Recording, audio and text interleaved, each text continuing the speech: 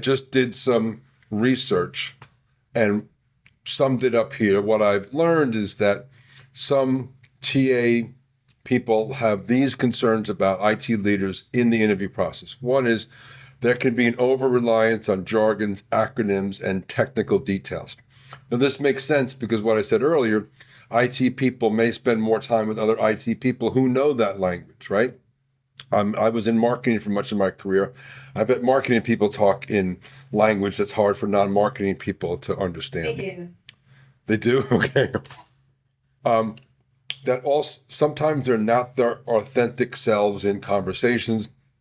And also, some of them, some who are more impatient than others, have poor active listening skills. So it's like they want to just jam the interviewer with all the stuff that they've done, and they're not listening to the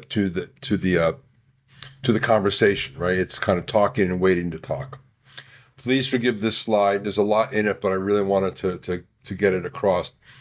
I've also learned that there's some concerns about some IT leaders, their social and interpersonal skills, right? And this kind of makes sense. They're typically more analytical and introverted, so that some of these leaders may not come across as personable or engaging.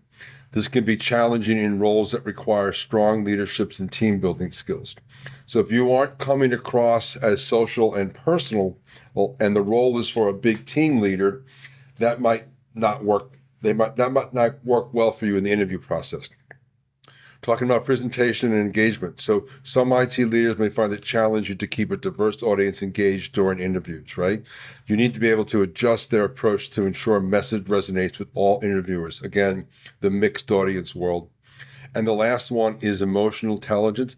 I certainly believe that IT leaders have emotional intelligence, but sometimes the empathy and some of those softer skills don't always come through. And I'm going to explain why some of that is true when we get in here. Anyway, I put this on the table just to say, here are some of the things that drove me to put this presentation together, because